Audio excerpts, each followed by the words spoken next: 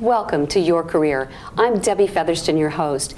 I have an interesting guest with me who has a great background in talent development. And this is an area that is really near and dear to my heart as well. Kelly Giordano has an extensive background in this area and is here to share with us insights and her perspective on what works, why this is important within an organization.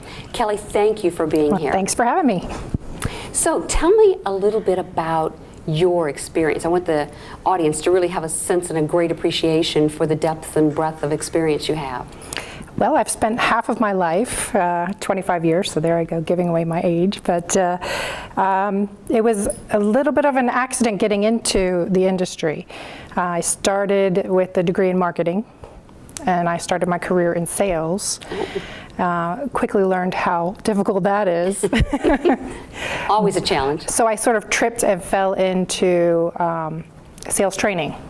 Okay. So from there I got the bug. I learned a lot more about adult education. Mm-hmm. So by training I think of myself as an instructional designer and a performance practitioner. So that's kind of where I got my start, mm-hmm. and here I am 25 years later. I've grown as the industry has grown, so in more than just doing training and facilitation, but broader and certainly roles with more scope and dimension. So lately it's been a lot more about the role of competency development in talent development. So I've been working on a lot of competency projects in the last decade or so, and less training, but still I think in any role there's always some element of being the one in the front of the room, the facilitator. Mm-hmm. Absolutely. So what is it about talent development that has really enticed you to stay? I think for me it's the perfect balance of the analytical side and the creative side. There's certainly a lot to know about good sound training design, and then of course there's always room for elegant design, so bringing more of a creative element to how you put a training program together, because you've got to engage your learner, so mm-hmm. there's mm-hmm. tons of different ways to do that. It's also something that's always changing, so it's kind of a never a dull moment career. Certainly the things that have been happening since the internet, you know, right. I was training before there was an internet, so the way that technology is impacting learning is incredible, and there's still so much to learn about how we learn. So it's certainly something that you're never really a master of. It's continually changing. Yeah. You know, that's one thing that I've in my own career have found, that there is such a change now in our learning from the in-person classroom delivery that we did to now that virtual environment. So I can really identify with your last point right. there. And collaboration is such right. a big thing. There weren't collaboration tools mm-hmm. in early days. I mean, that's right. So that's right. They weren't. I mean, we just, we really needed body language, facial expressions, and all these things. Let me not get too off track initially. I will later, maybe. But quite honestly, tell the audience, for those who may not fully understand but might assume that they understand what talent development is, when we're looking at an organization and we're thinking about that department or function, what does it really do? What does that mean to an employee or to an individual looking maybe at an organization? Well, I think it's the important part of a bigger talent management system. So talent management is really about womb to tomb, from onboarding employees, how you attract them, mm-hmm. acquire them, to developing them while you've got an employee, and how you elegantly offboard people as well. So right. It's really everything that touches the employee from the moment they're a candidate, and how you court them, mm-hmm, mm-hmm. to once they're in the door, how you make the most of them to be as productive and to retain them. Help them to grow and develop and move within the organization, or change behavior as necessary to be more, to make certain the organization has more bench strength, perhaps. Absolutely. And maybe they, the employee, have greater career satisfaction as well. It is one of the leading things that surveys after surveys have pointed to, that what's most important to an employee is a sense of a career advancement opportunity. Right. So having a path to move forward in. So really, it can become, talent development can become, and really could be thought of as a retention strategy. Absolutely. And turnover has been sort of the plague of the business leader for a long time. The war for talent has been going on since they didn't call it talent management before that. So retention is always an issue, but the old adage is, you've got to develop them and risk losing them because you're making them more employable and marketable elsewhere.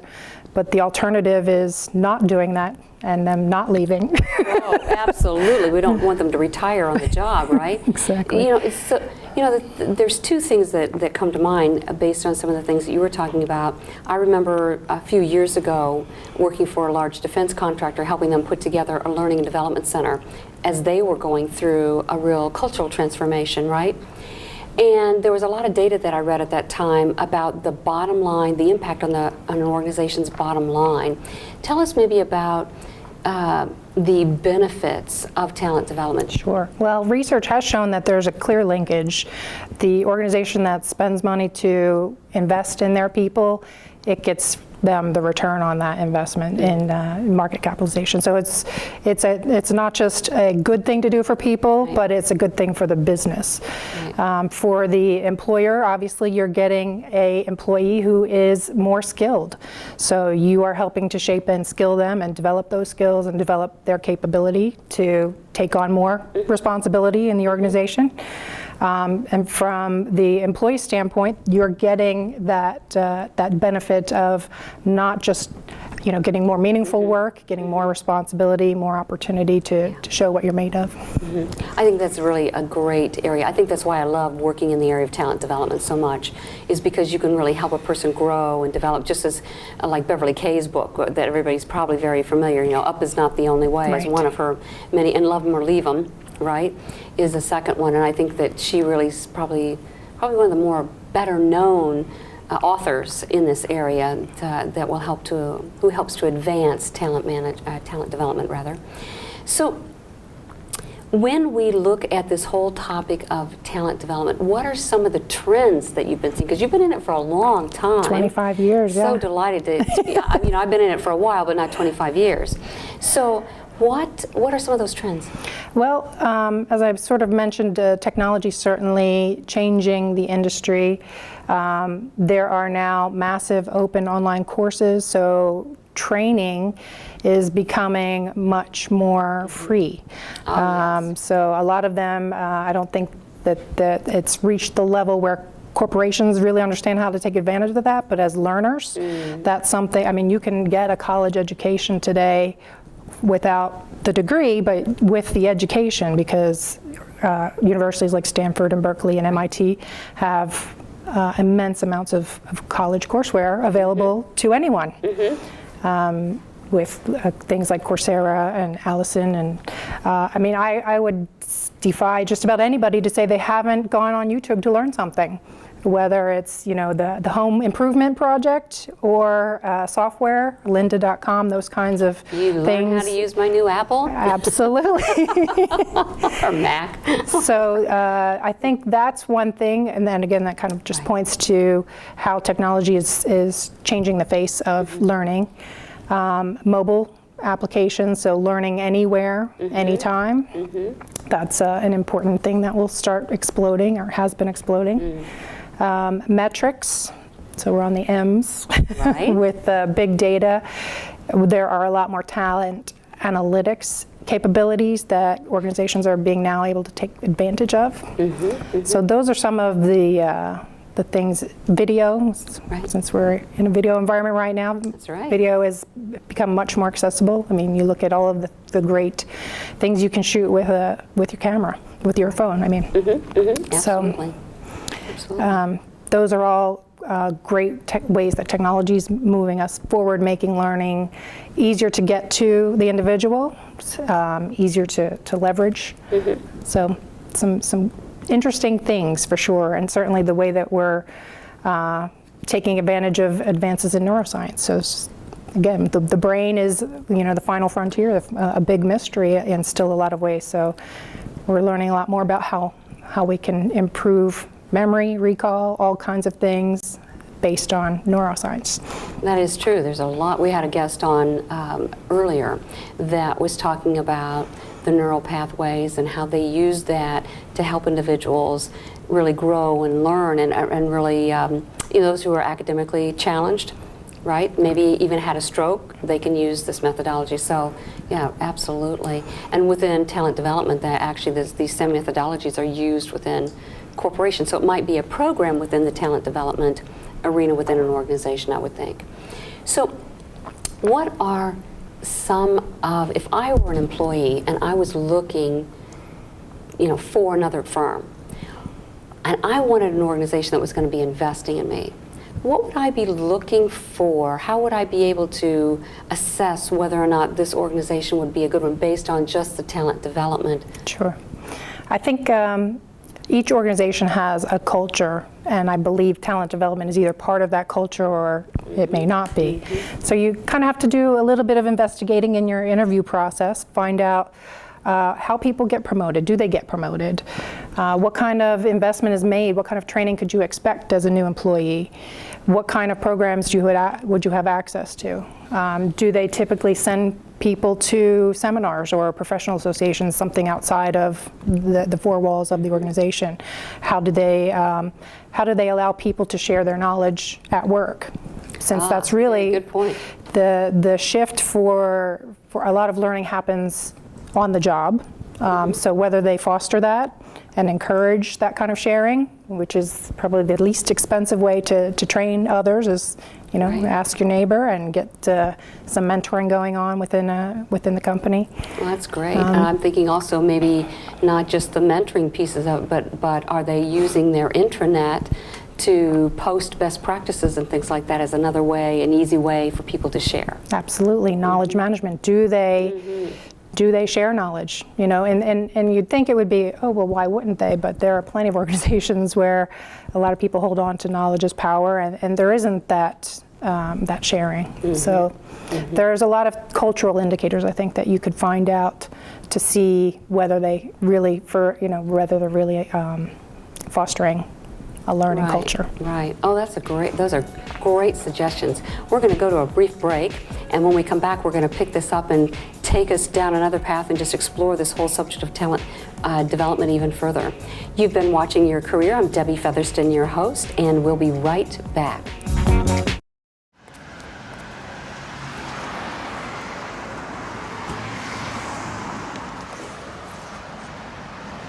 Are these real? The best quality. You mean they're fake? Only a few dollars.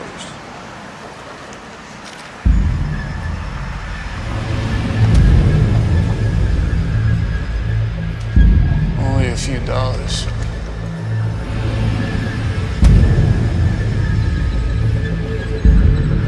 Only a few dollars.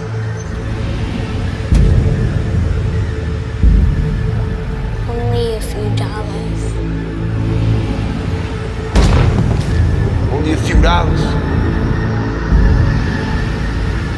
It's not only a few dollars. Counterfeit goods take away jobs, and many are tied to violence and crimes, including child labor, drugs, and gangs. You have the power to stop it. Know the real cost. Don't buy counterfeits. You wouldn't let money just blow out of your house. So when your AC or heater is on, make sure the doors, windows, and fireplace flue are shut tight. If you're headed out, turn down the AC or lower the heat by 10 degrees.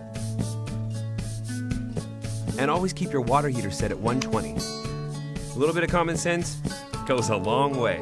Get more great tips at energysaver.gov. Can you consent with me?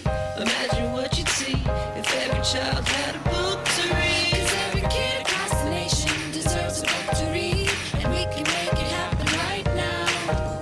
No, I don't know what you've been told, but kids with books learn so much more. So the mission is for us to get a book to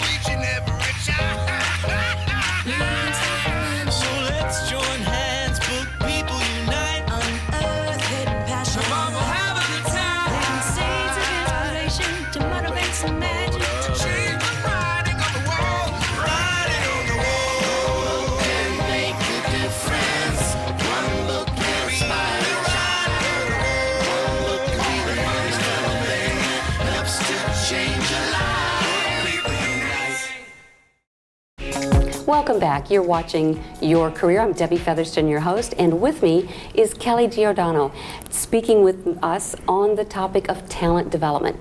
Kelly, let's pick up our conversation and just explore the common elements of a successful talent development program within an organization. Would you share those? Sure. Well, I think it really depends on the organization, because all talent management endeavors should be aligned to the business strategy. So depending on what the business is trying to do, that can certainly shape the talent development program or programs. I think executive sponsorship is key. So having top leaders, because talent development is a shared accountability. It's not a place where managers send their folks and say, fix them for me, and then expect a perfect employee based on some training experience. A lot of the accountability falls on the manager as well, so it's employee and manager sharing that. I always have felt that talent development is a place where you equip the employee with the new skills and hopefully some confidence to use those skills. But then it's back to the real world where they have to get the opportunity and the reinforcement to make sure that that's in alignment with what the business is doing. So training and talent development is not, it's not a panacea. It's a system where you have to have full ownership by both employees and organizations. From the company's perspective, Kelly, what would you say is probably one of the greatest challenges with just implementing, or maybe with talent development? Let me leave it broad and let you take it where it needs to go.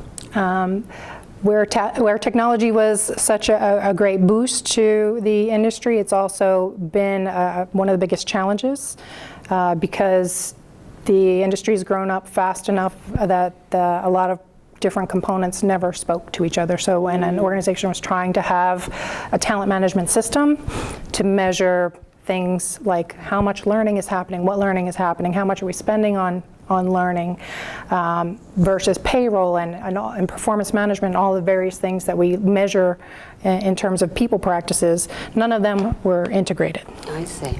It's only really been quite recently that talent management systems are integrated themselves. So the challenge has been that we've had a mishmash, and legacy systems, and it's very difficult to cobble something together that works.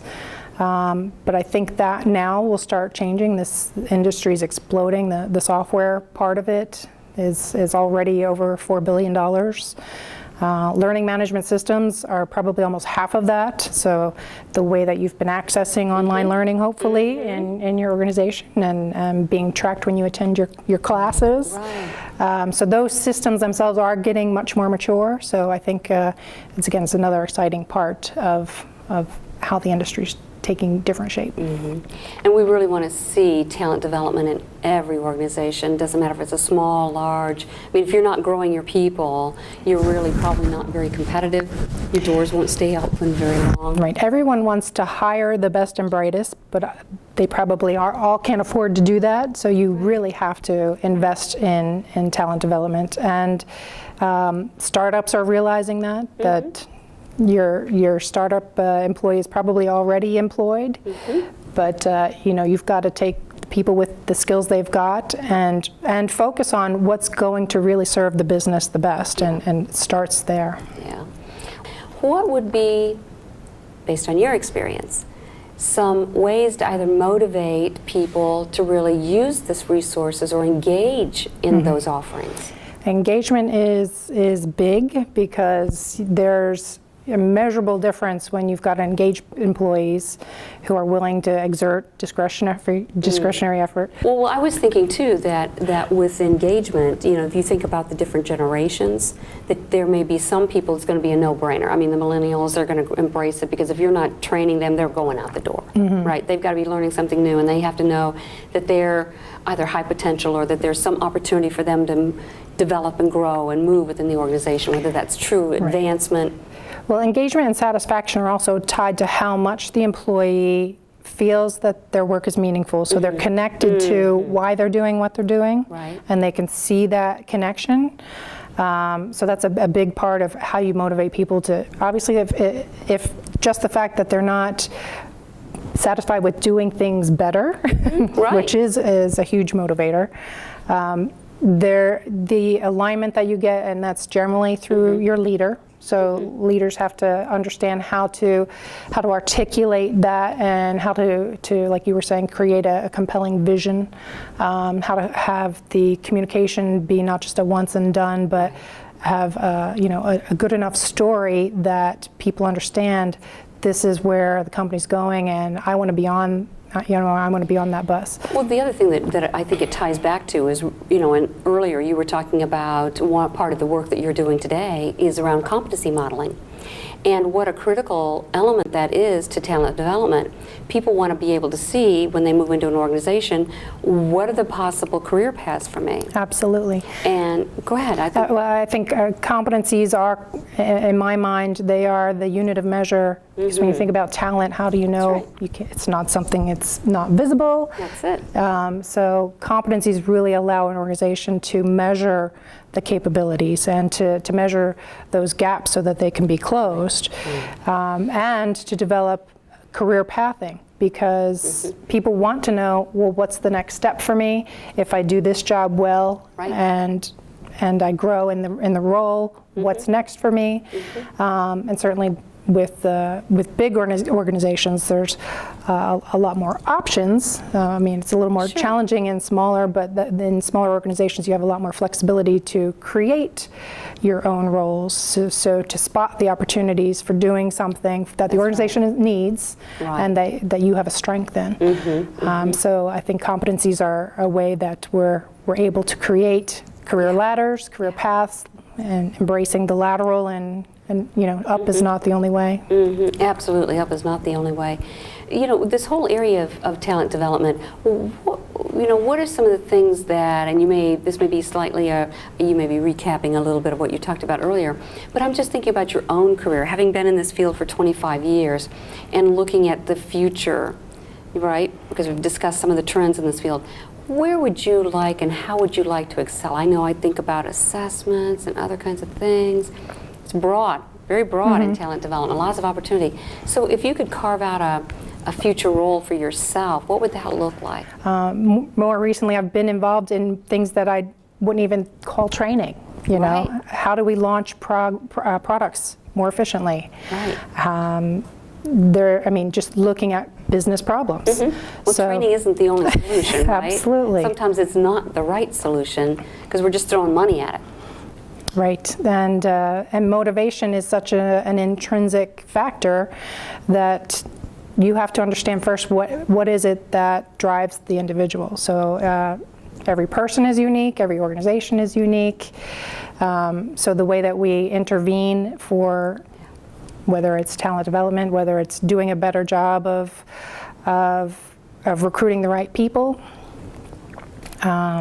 So there's so many different ways that humans impact business performance. So that's why I think there's always going to be plenty of opportunity for performance consultants. Well, talking about performance consultants, tell me a little bit about, what do you think an organization would really be looking for if they were going to hire somebody in this area? Because I know you've managed teams and been, as you've told us, large corporations, and so what would they be looking for? So this last 3 minutes or so, share with us just a little bit about what, if I were watching this show and I really was intrigued by this whole area of talent development but hadn't really thought about it, what opportunities might there be and what would an organization be looking for? Well, talent development, there's so many different, you mentioned assessments, that field is taking off, how we use assessments to make sure that we're hiring appropriately, that we're identifying the right skills. There's plenty of areas where if you just like to design training, e-learning, it looks easy when you're taking the finished product, but there's actually hours and hours that go into good design, and certainly learning more about instructional design and how adults learn.